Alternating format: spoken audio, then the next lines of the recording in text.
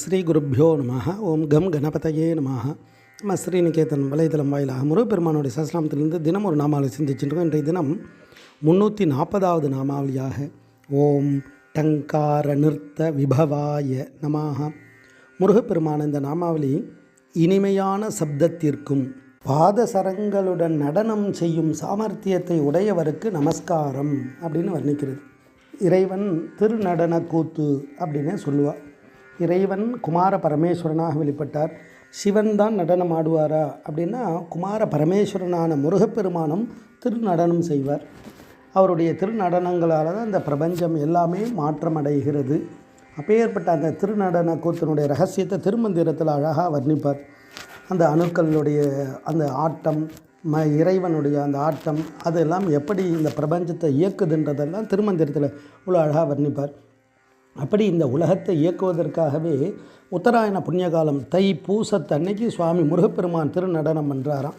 அப்போ இது சுவாமியினுடைய அந்த திருநடனத்தை அடியார்களெல்லாம் அவ்வளோ அழகாக உயர்வாக அனுபவித்து சொல்லியிருக்கா. ஏன்னா இறைவனுடைய அந்த ஆனந்த நடனம் எப்படி இருக்கும் அப்படின்னா அவ்வளோ ஒரு விசேஷமாக இருக்கும். அதனால தான் அவருக்கு பேர் நடன சிகாமணின்னு பேர். அதுவும் முருகப்பெருமான் குடை தொடை பௌரின்னு பல வகையான கூத்தெல்லாம் ஆடியிருக்காராம். அதனால் அந்த சத்திர நடனமூர்த்தி அப்படின்னு அவருக்கு ஒரு பேர். ஏன்னா அந்த இறைவன் அந்த ஒவ்வொரு செயலால் ஒவ்வொரு தத்துவத்தை உணர்த்துறார். உலக உயிர்களை காப்பாற்றுறது தான் அந்த குடைன்றது. எப்படி அந்த குடையானது இயற்கையினுடைய கஷ்டங்களிலிருந்து நம்மளை விடுவிக்குதோ அது மாதிரி இறைவன் ஒவ்வொரு நடனத்துக்கும் ஒரு ரகசியம் உண்டு.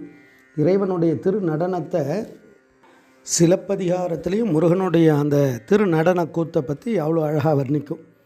இறைவன் அடியார்களுக்காகவும் நடனம் ஆடியிருக்கார். நம்ம அருணகிரிநாத சுவாமிகளுக்காக உன்னுடைய திருநடனத்தை காமிப்பா அப்படின்னு கேட்ட உடனே திருச்செந்தூரில் சுவாமியினுடைய திருநடனத்தை காட்டியிருக்கார். அதை தன்னுடைய பாடல் அழகாக சொல்லுவார்.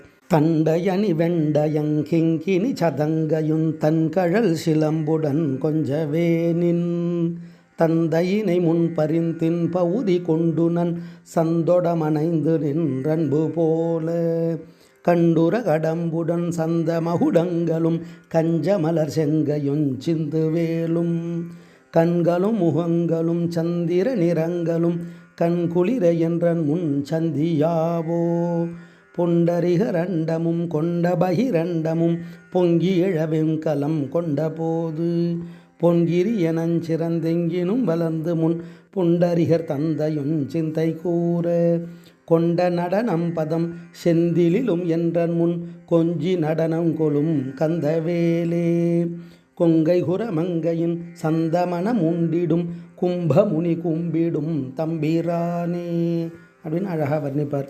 அப்படி இறைவன் பரமேஸ்வரனுக்கு ஆனந்தத்தை கொடுக்கக்கூடிய விசேஷமான அந்த நடனத்தை எனக்கு அனுகிரகம் பண்ணுப்பா, நடன கோலத்தை கொடுப்பான்னுவார். சுவாமியும் அனுகிரகம் பண்ணார் திருச்செந்தூரில்.